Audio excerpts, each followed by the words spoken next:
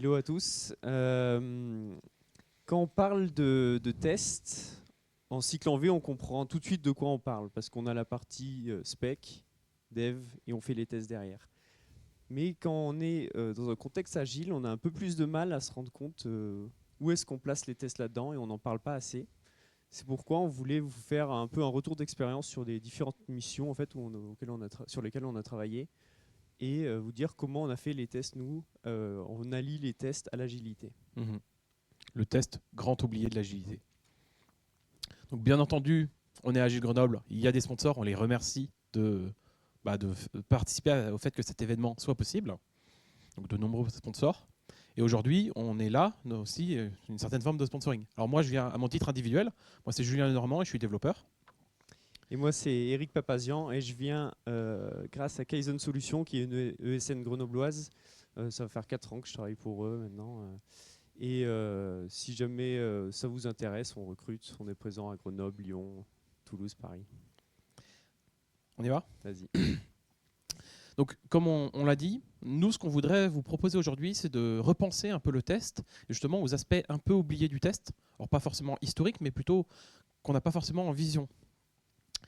Et alors, on ne savait pas trop quoi faire comme format. On s'est dit, on va faire un truc très bête, un top 10 des concepts qu'on peut redécouvrir sur les tests. Voilà. C'est pas très original, mais au moins, vous savez à quoi vous attendre. Il y aura 10 chapitres. Voilà.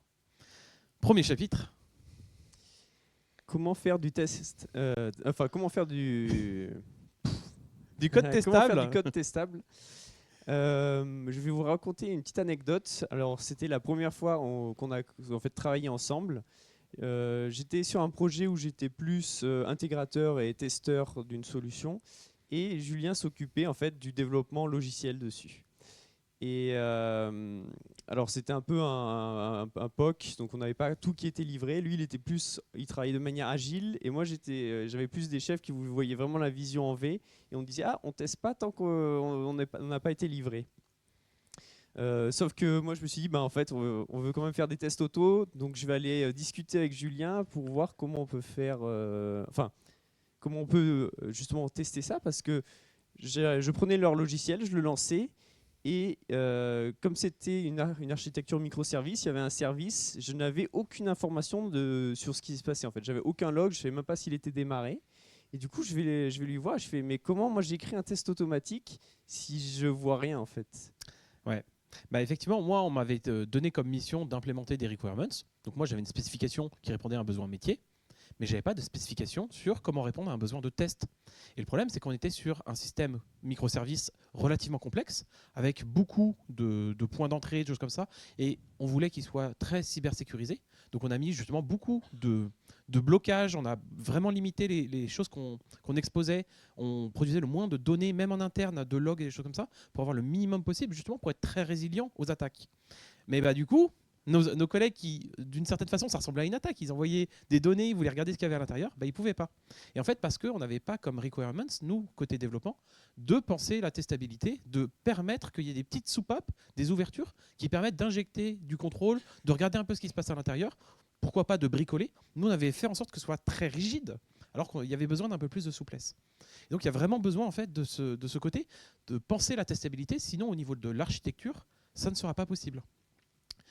Et donc là, je vais vous parler d'une expérience à moi où je suis arrivé bien après le développement d'une application pour en réaliser des tests automatisés.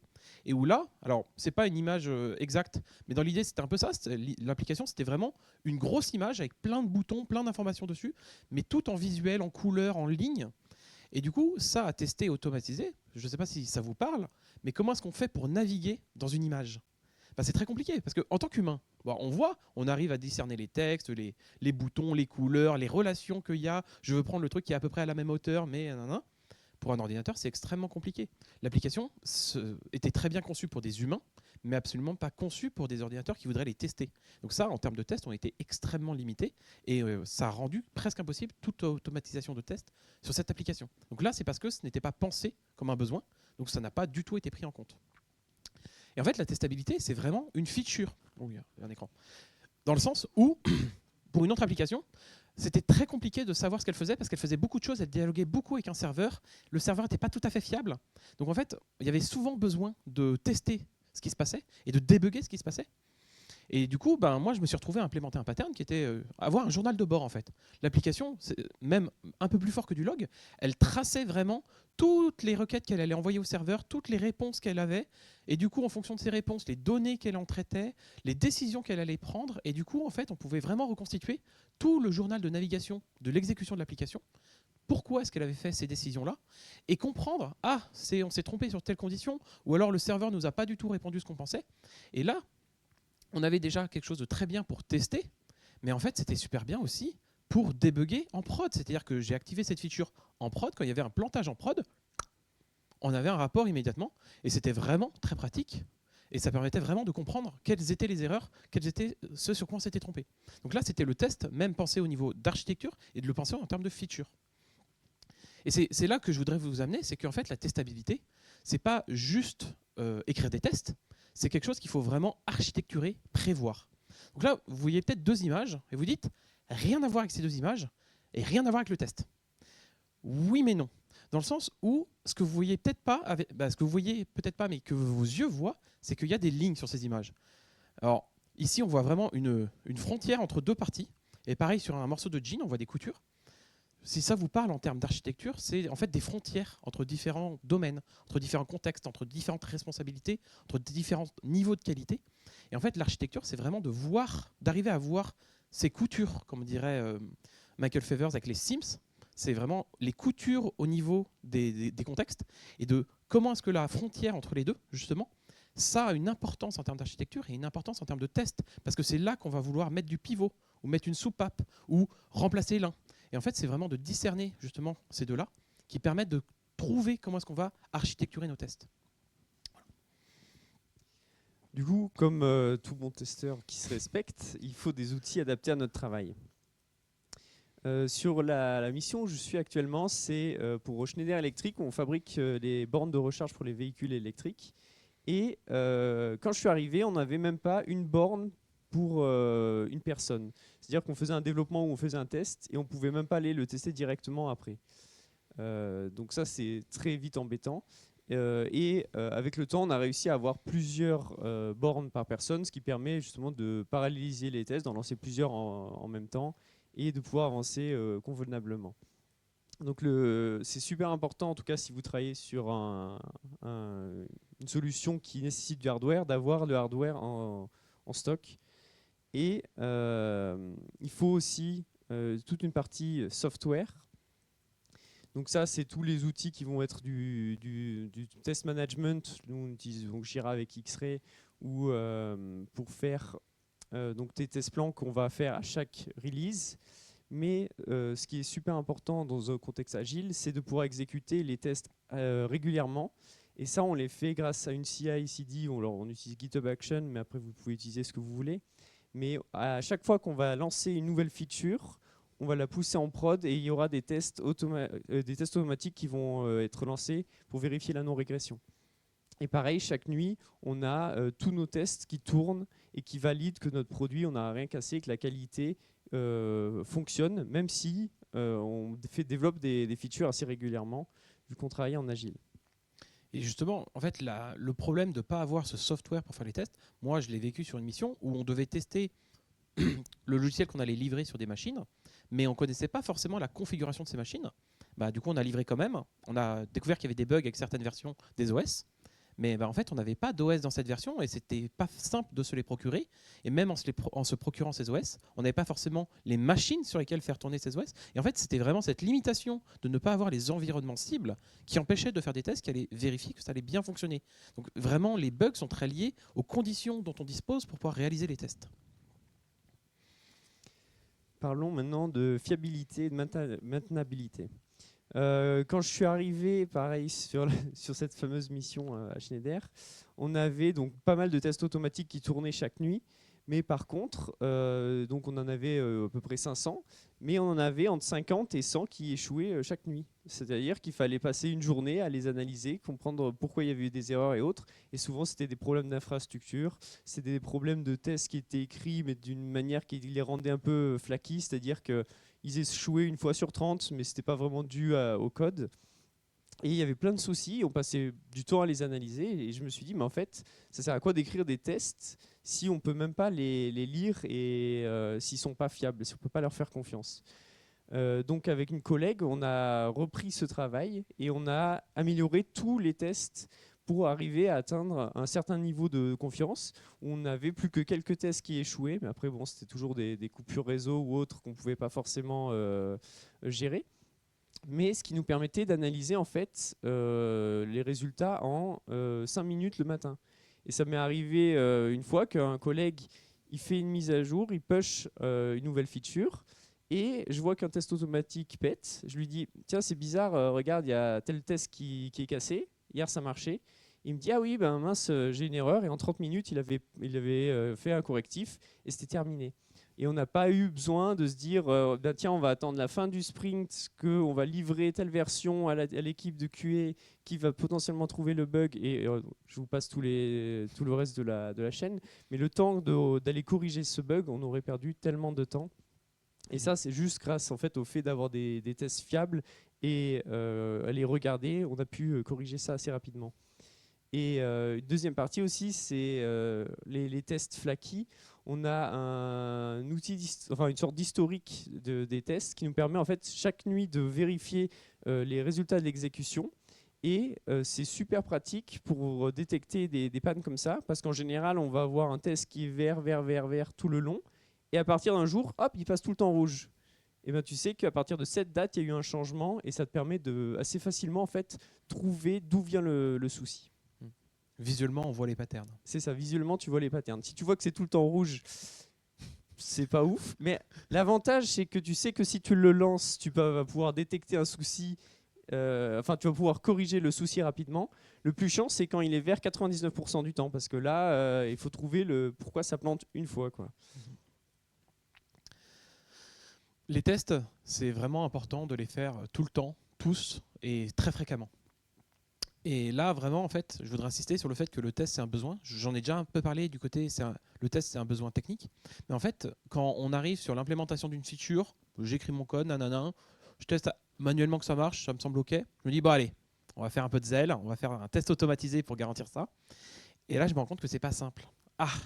J'ai pas forcément les vraies données. La CI, elle permet pas forcément de faire ça. J'ai pas les trucs qui sont branchés. Il faudrait se brancher à tel système. Compliqué. Et en fait, on se rend compte que, fondamentalement, si on arrive vraiment en bout de chaîne, le test automatisé, ça devient très compliqué à faire s'il n'a pas été pensé dès le début. C'est vraiment un besoin important. Et du coup, il y a besoin de le penser plus en amont. Il y a quelque chose qui s'appelle les tres amigos. Je ne sais pas si ça vous parle. Mais en fait, c'est de se dire, dans une réunion, typiquement un backlog refinement, où en fait, une réunion, on va discuter du besoin, on va faire en sorte qu'il y ait 3 personnes présentes, plutôt 3 rôles.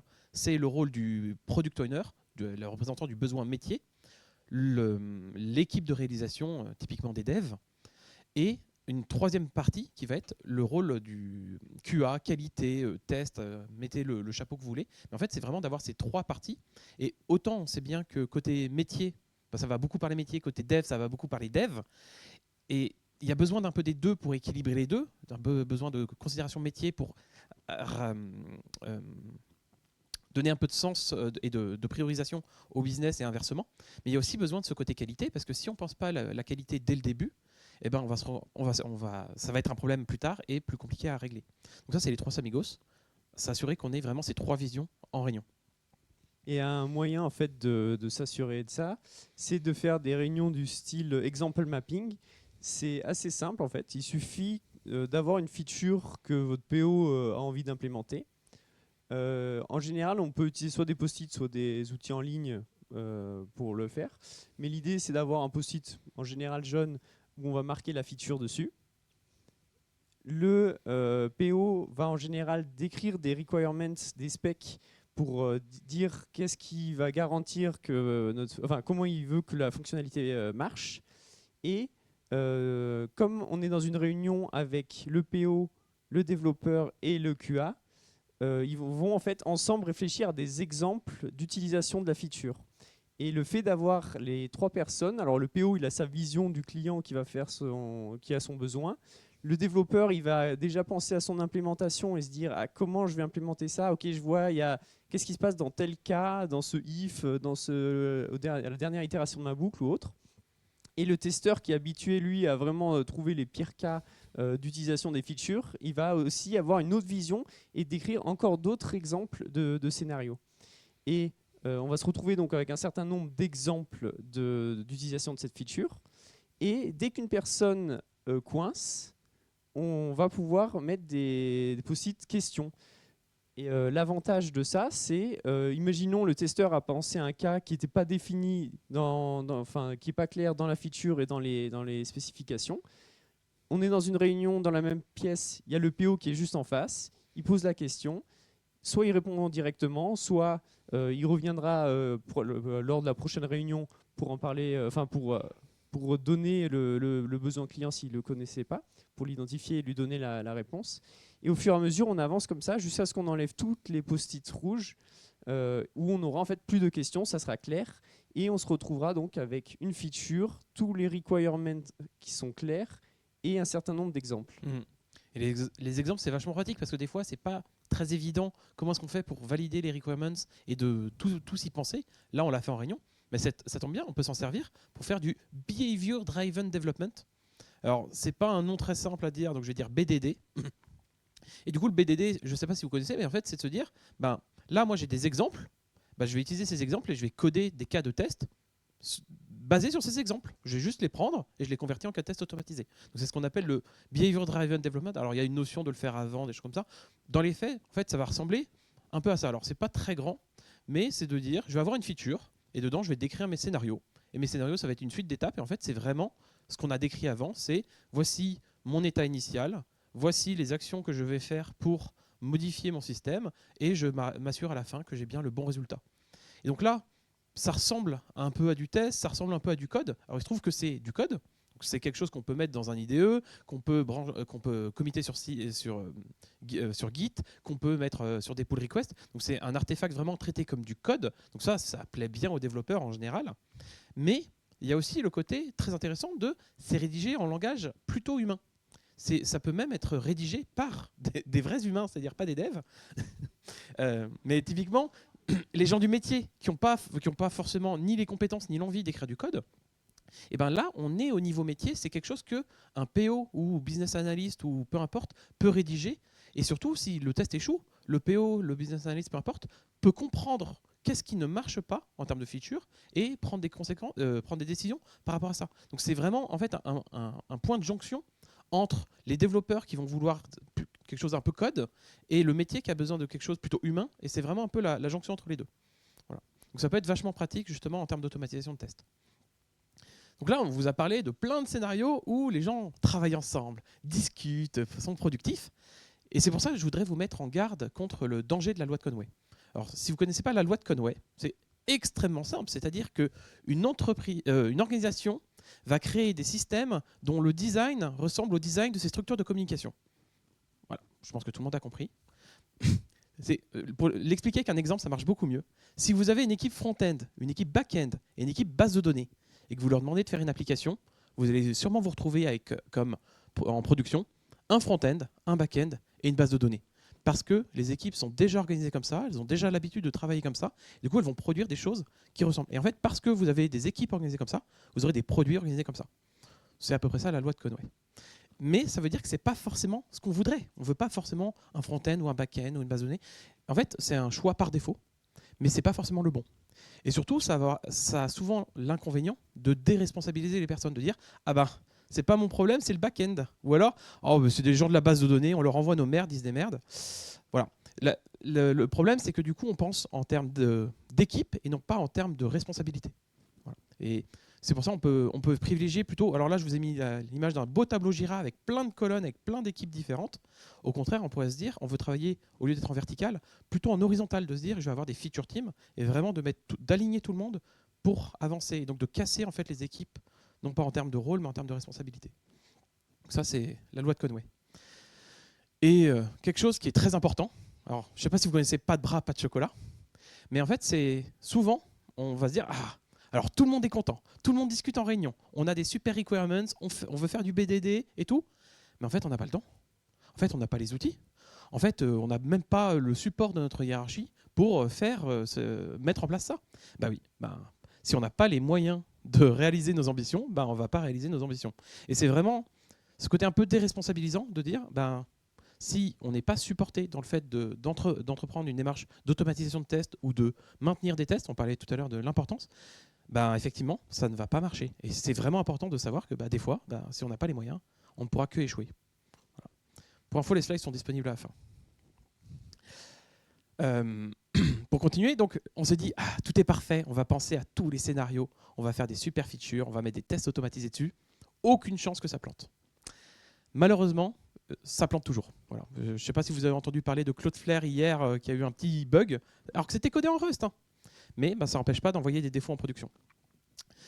Et moi, c'est hyper important dans le sens où je sais que je fais des erreurs. J'ai besoin de concevoir des systèmes qui vont pas forcément empêcher les erreurs, mais qui vont mieux les tolérer. Je vous invite à repenser à la keynote de ce matin. Et en fait, on peut partir sur, si vous connaissez, le monitoring et l'observabilité. En fait, c'est de se dire, il y aura des bugs en production. C'est pas du fatalisme, c'est plutôt du pragmatisme de dire, on peut pas avoir un zéro bug à coût raisonnable. Il y aura des bugs, donc autant essayer de les détecter, autant essayer de comprendre quels sont leurs effets et d'essayer de retrouver les causes et de pouvoir les corriger et de confirmer leur correction. Donc là, on est plutôt sur du boulot d'ops, mais c'est pas grave, vu que tout le monde veut travailler ensemble et faire les choses bien. Et en fait, c'est d'avoir des métriques au niveau technique et au niveau métier de comment fonctionne le système. Moi, ça m'est arrivé de travailler sur des systèmes où aucune idée de s'ils fonctionnent. Il y a des serveurs qui tournent, on a un cluster cube, il n'y a pas de souci. Par contre, est-ce que ça marche pour les utilisateurs ? C'est pas la même question, c'est pas la même réponse. Et en fait, cette démarche de qu'est-ce qui fait que le produit fonctionne, c'est intéressant de le surveiller et en plus, ça donne des super jolis dashboards, ça fait vachement classe. Voilà. Donc ça, c'est accepter de faire des erreurs. Un peu moins joli que les dashboards, mais ça, c'est ce qu'on utilise pour aller débugger des bornes. On appelle ça des rapports de diag ou de maintenance. L'idée, c'est de stocker les logs, les états de la base de données, toutes les informations de la configuration de la borne et qui est accessible super facilement via juste une requête. Et ça, c'est super utile pour les gens du support. Dès qu'ils ont besoin de débugger une borne, on récupère juste ce rapport et on peut du coup voir qu'est-ce qui s'est passé, pourquoi le client nous appelle et pourquoi il y a eu un souci. Mais même pour les tests, c'est super important. En général, on va avoir un testeur qui va faire 2-3 actions sur notre outil, enfin sur la borne ou sur votre logiciel. Et il va dire j'ai fait un bug en faisant telle action puis celle-là. Et quand on est développeur, des fois on fait exactement les mêmes actions et jamais en fait on arrive à reproduire ce souci. L'idée de ce rapport de maintenance, c'est un peu de donner toutes les pièces du puzzle au développeur parce qu'il aura toutes les informations de la configuration, les logs de vraiment toutes les actions. Et comme ça, on est sûr que le testeur n'a pas oublié qu'il y avait une configuration particulière qui faisait qu'on avait ce défaut-là. Tac. Voilà. Alors, quelque chose. Donc voilà, on maîtrise les bugs, tout le monde est d'accord, on veut faire des choses bien. Il y a un facteur limitant, ça s'appelle l'argent. Il y a des gens qui trouvent que c'est hyper important l'argent. Et effectivement, mais les tests auto. Déjà le test tout court, mais souvent les tests auto, ça coûte cher, c'est pas sûr d'être rentable, nanana. Effectivement, ça demande un certain investissement. Néanmoins, comme tout investissement, il y a des risques de perdre, il y a des risques de gagner aussi. Et moi j'ai une anecdote, j'ai travaillé pour un client sur lequel on travaillait sur un système qui devait être distribué sur beaucoup de machines. Et en théorie, ça allait marcher sur des grands parcs de machines, mais ça n'a pas été testé parce qu'on n'avait pas assez de machines à disposition, et parce qu'on n'avait pas forcément le temps de tester ça. Donc on a livré. Un client a eu la bonne idée de l'installer et a fait ça marche pas votre truc. Et je vous envoie une petite lettre d'avocat avec marqué menace de procès. On demande tant de millions d'euros. Effectivement, on aurait peut-être dû le tester avant de mettre en prod. Et du coup, là, d'un coup, on a eu des moyens de test, on a eu des machines à en pleuvoir. Mais prenez tout le temps qu'il vous faut vraiment, mais validez que ça marche bien. Et effectivement, le discours a changé du tout au tout quand il y a eu la menace de perdre plusieurs millions d'euros. Du coup, si on risque d'en perdre plusieurs millions, on veut bien en investir plusieurs centaines de milliers pour ne pas les perdre. Et c'est un calcul d'investissement, c'est un calcul de rentabilité. Donc, il y a cette question fondamentalement d'argent dans les tests auto. Mais moi, ce que je voudrais vous rappeler, c'est que justement, c'est un investissement, et notamment dans le scaling. Alors le scaling, c'est un mot un peu tendance, mais c'est vraiment sur toutes les dimensions qui peuvent être intéressantes dans un projet, les tests auto sont un grand renfort, si ce n'est nécessaire. Si vous voulez un projet qui dure longtemps dans le temps, et qui du coup maintient sa qualité dans le temps, il y a besoin d'avoir des tests tout le long du projet. Si les tests sont manuels, eh ben, il suffit de ne pas avoir le temps de les faire ou d'oublier comment les faire ou il y avait des spécificités ou des choses comme ça peut se perdre et donc on peut perdre le niveau de qualité d'un projet. Donc ça c'est pour le suivi dans le temps, vous pouvez arrêter un projet pendant 3 mois, le reprendre, les tests auto sont là pour vous garantir que vous n'allez pas tout casser. Donc ça c'est du scaling dans le temps. Ça peut être scaling en termes de fréquence, on voudrait livrer plus vite, si on doit faire du test manuel, on ne pourra jamais livrer plus vite. Si ça prend 2 semaines de faire les tests, je ne peux pas livrer tous les jours. Donc c'est aussi se permettre de livrer plus vite, livrer plus petit. Ça permet aussi de monter le nombre de personnes dans l'équipe. Si je veux onboarder des nouvelles personnes et que j'ai pas de test, ils vont tout casser tout le temps. C'est pas de leur faute, c'est pas simple. Voilà. Donc ça permet d'augmenter le nombre de personnes, ça permet aussi de diminuer le nombre de personnes. Alors, je ne sais pas si vous connaissez le bus factor, mais si quelqu'un se fait rouler dessus par un bus et pas dispo pendant 2 semaines parce qu'il est à l'hôpital, eh ben, il y a dans des équipes, il vaut mieux que ce soit une personne plutôt qu'une autre qui se fasse rouler sous un bus. Et le bus factor, c'est le nombre de personnes qui doivent se faire rouler dessus par un bus pour que ça devienne vraiment compliqué. Voilà. Donc, souvent, on a un bus factor de 1, de « Ah, telle personne, elle n'est pas là », c'est compliqué. Voilà. Donc ça, c'est du scaling aussi. Est-ce qu'on peut tolérer? Est-ce qu'il y ait moins de gens dans l'équipe? Certaines personnes peuvent s'absenter. C'est vraiment important aussi. Je crois qu'il y en avait une autre dimension, mais on va dire que je les ai toutes faites. Voilà. Mais je l'ai bien dit, donc ça, il y a des super qualités à avoir des tests automatisés. Bah, il y a aussi des risques. Voilà. C'est gros trou. Oups. Voilà.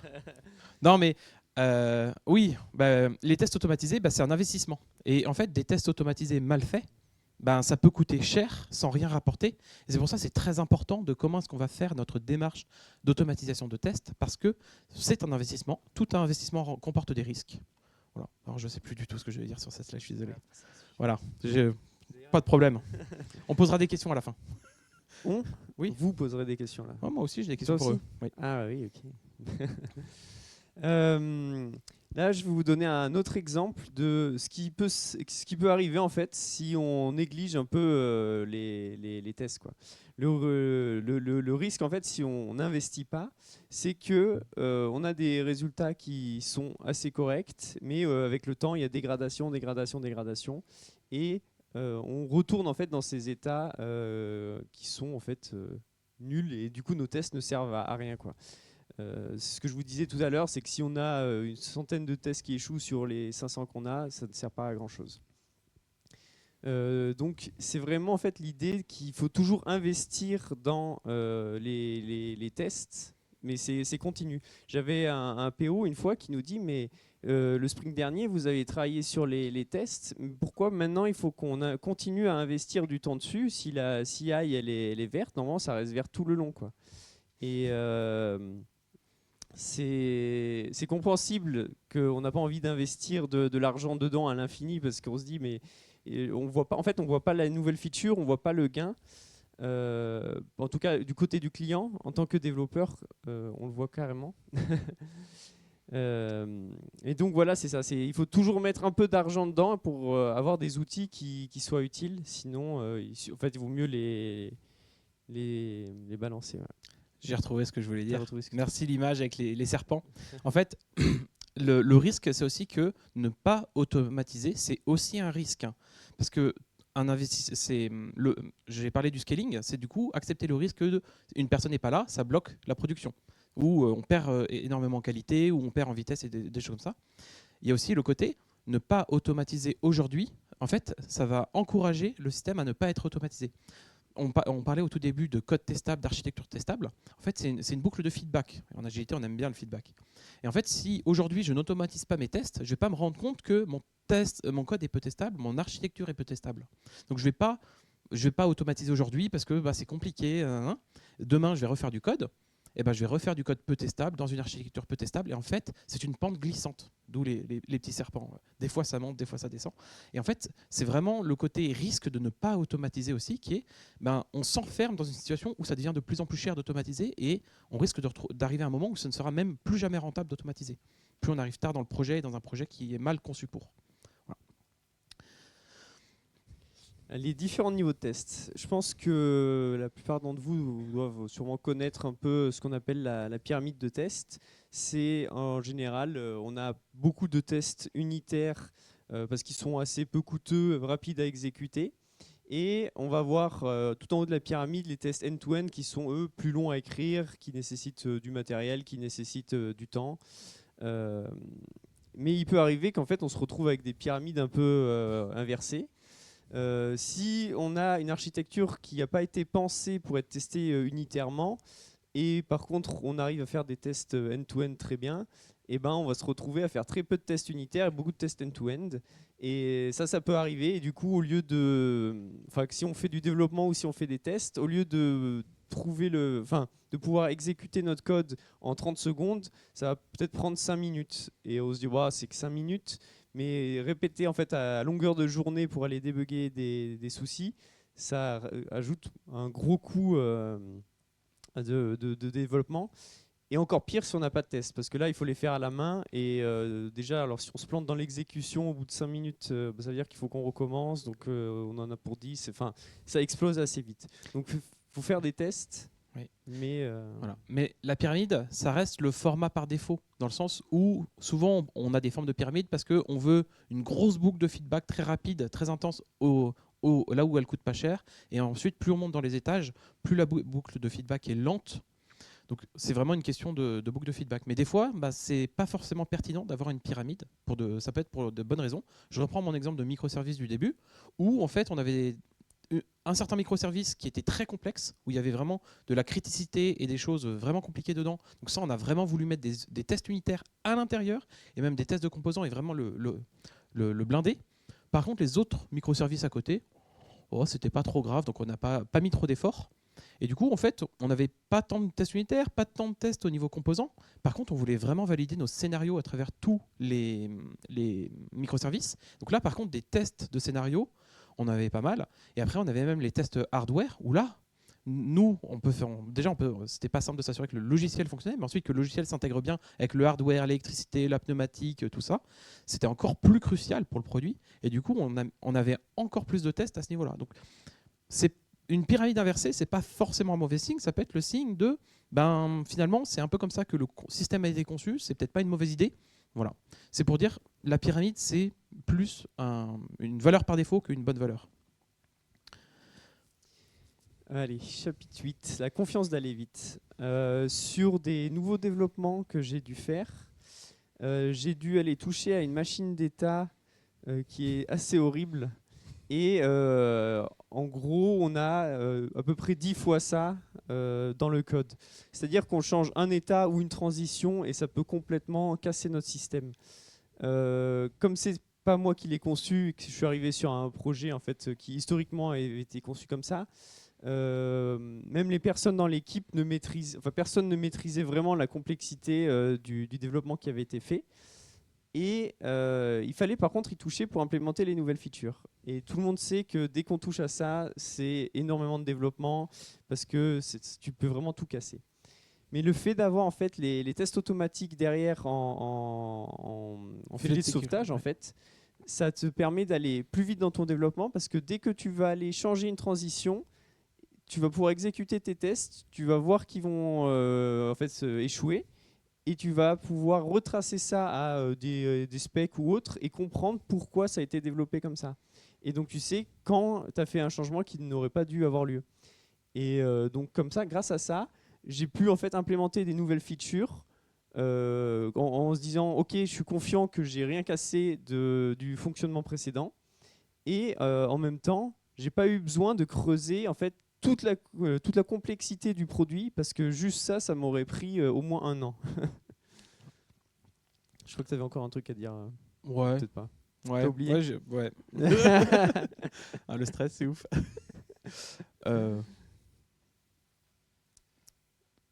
Ouais. Sinon, on skip. Hein. Ouais, on skip. Ouais.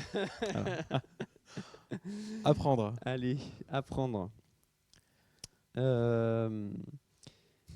Ce qui t'est arrivé aussi, du coup, dans l'équipe où je suis actuellement, c'est que les gens en fait, ne regardaient pas forcément beaucoup les tests automatiques.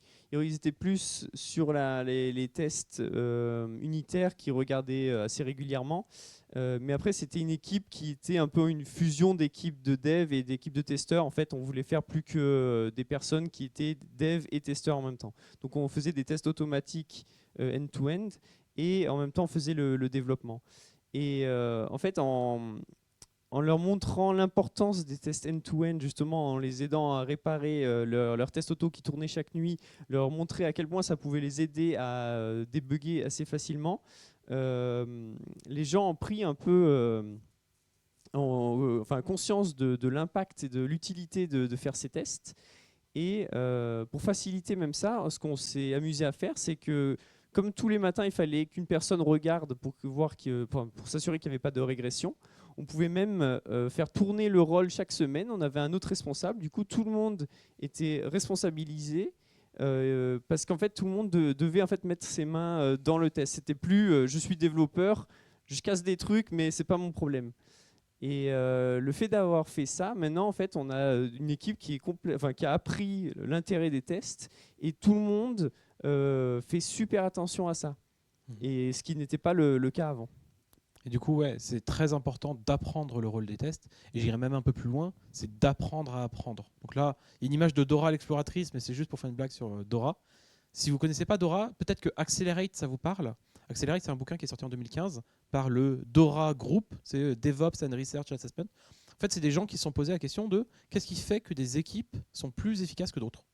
Ça a l'air d'être une question très intéressante. Et par contre, la réponse peut être très compliquée. Alors ici, on est à Agile Grenoble. Il y a peut-être des gens qui vont penser que l'agilité, c'est une réponse à ça. C'est pas tout à fait faux, mais dans le sens où ils ont voulu apporter vraiment une preuve scientifique et pas juste moi je pense que j'ai vu que nanana. Vraiment essayer de faire d'apporter une preuve de quelles sont les bonnes pratiques pour être efficace. Et du coup, ils ont demandé à plein de gens qu'est-ce que vous faites et est-ce que vous êtes efficace. Et après, ils ont fait des statistiques, ils ont fait des choses très compliquées, mais ils en sont arrivés à déterminer en fait des causes au fait d'être performant et du coup des causes au fait d'être non performant. Donc ils ont produit des métriques, ils ont identifié des leviers d'accélération, d'où Accelerate. Et maintenant, bon, ça s'appelle plutôt Dora, ça a été repris par Google et tout ça. Mais je vous intéresse vraiment à regarder parce que ça parle beaucoup d'automatisation de tests, mais pas que. Et en fait, comment est-ce qu'on fait pour être efficace dans une organisation? C'est à toi. Ouais, le retour sur investissement.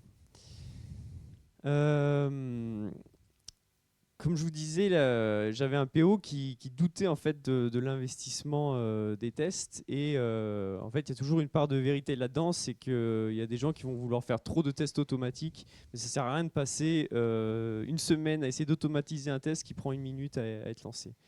Un autre exemple, c'est il y a des choses qui sont trop difficiles à tester.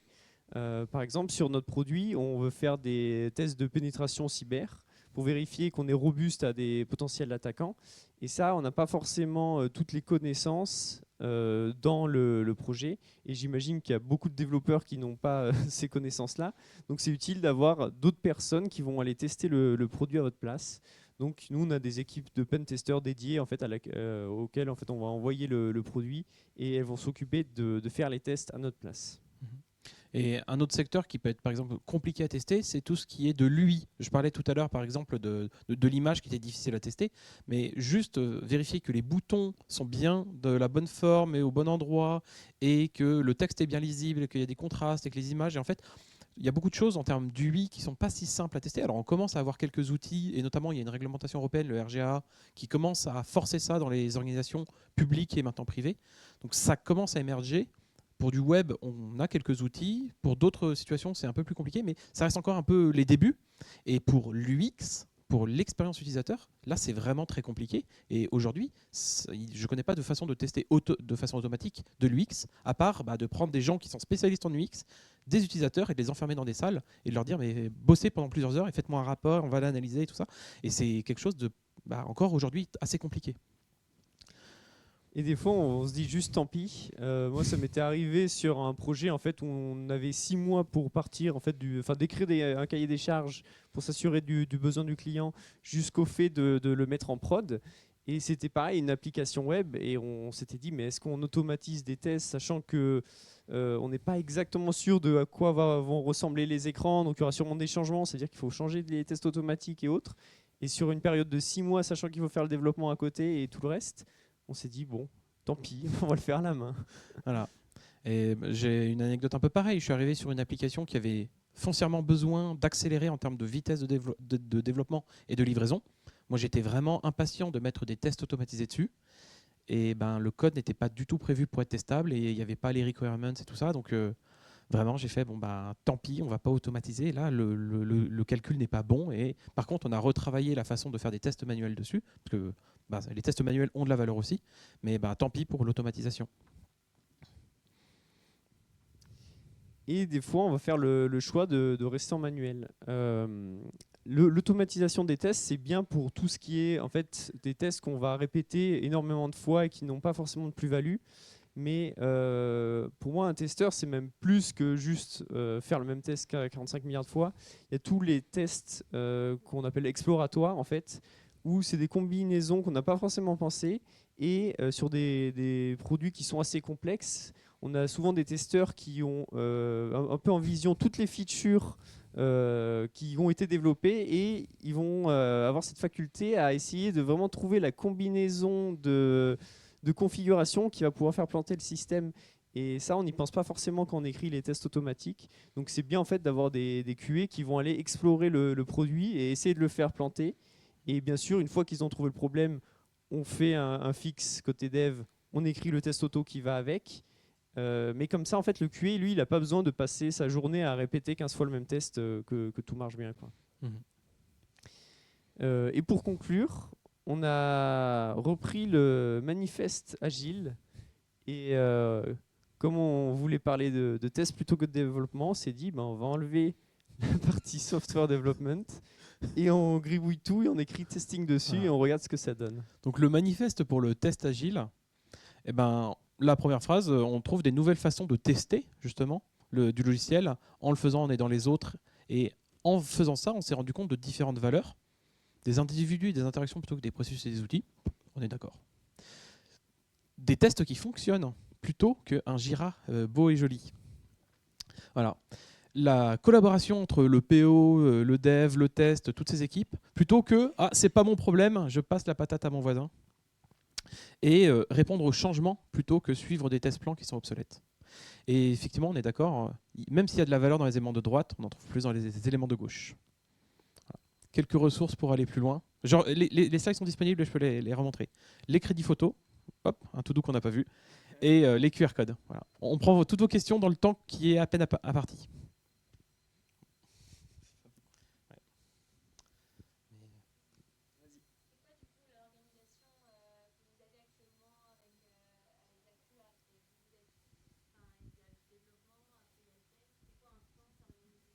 Alors du coup, on ne travaille pas forcément ensemble, mais du coup, moi, l'organisation qu'on a, c'est qu'on est développeur et testeur en même temps. En gros, ce qu'on fait, c'est que même quand on va faire nos sprints, on va avoir nos tâches qui incluent le développement et l'automatisation des tests qui vont avec.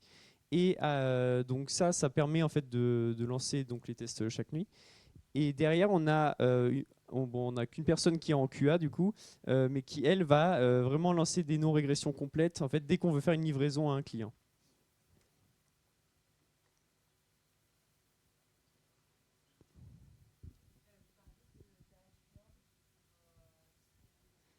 Oui. Le plus connu, c'est Grafana, qui te permet de faire la partie dashboarding. Mais en fait, ça, c'est vraiment juste la partie UI. Et toute la logique et toute la collecte d'informations et de savoir quelles informations collecter, ça, c'est un vrai boulot au niveau métier. Parce que moi, je suis arrivé sur une application où on avait des dashboards pour nos clusters Kubernetes. Très bien, on est sur de l'information purement technique. On sait si les pods tournent, mais ça ne nous dit pas si l'application fonctionne. Et du coup, il a fallu se poser la question de, ça veut dire quoi l'application fonctionne? C'est quoi les parcours utilisateurs? Comment est-ce qu'on mesure l'efficacité des parcours utilisateurs? Comment est-ce qu'on détecte les erreurs dans les parcours utilisateurs? Et comment est-ce qu'on affiche ça ensuite? Et là, on est vraiment plus sur un boulot un peu plus business analyst, data scientist, des choses comme ça, où on est beaucoup plus sur comprendre les données. Voilà. Mais après, il y a plein de solutions sinon, techniquement. Vas-y.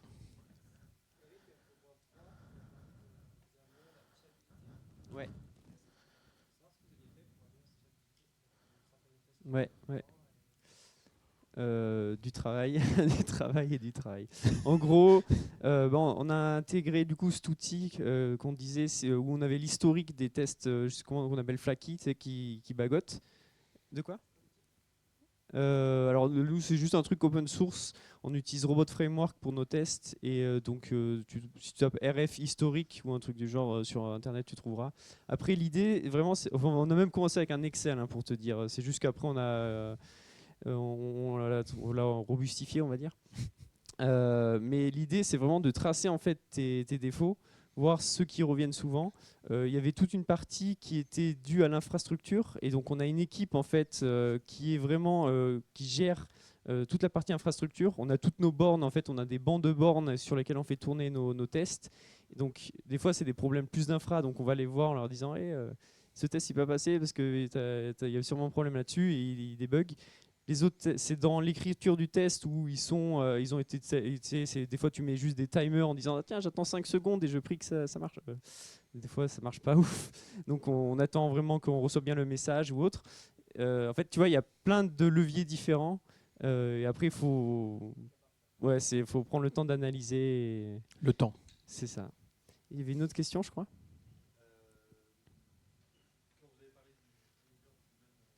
Ouais.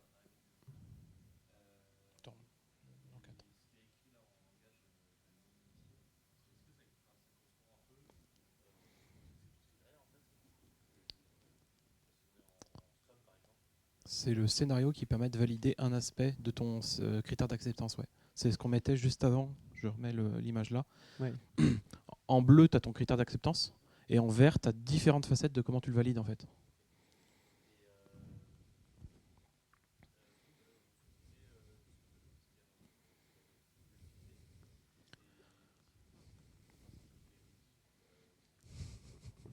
Ouais. Alors nous, on le fait. On fait d'une façon un peu détournée, parce qu'on l'utilise dans des commentaires. Mais en gros, l'idée, c'est du coup, on a une personne qui est testeur et qui va pouvoir en fait rédiger ça. Pour faire très très simple, on a given, c'est la précondition du test. Les n, c'est juste pour dire que c'est le même given. Tu as le when, c'est l'action que tu vas faire, et le then, c'est ce que tu vas regarder, en fait, l'action qui a été appliquée sur ton test. Et du coup, ça, on a nos testeurs qui vont pouvoir rédiger les tests. Des fois c'est nous parce que en fait, ça dépend du temps et autres. Et à partir de ça, après, derrière, tu as toute une logique quand même de code qui est appelée. Ouais. Et ça, du coup, c'est nous, en tant que développeurs, qui le faisons. Et pour répondre à ta question, en fait, ça a un gros avantage quand c'est les gens du métier qui les rédigent en partenariat avec les gens plutôt de la réalisation. Mais pas forcément, ça peut être aussi de dire c'est aux gens de la réalisation de le faire.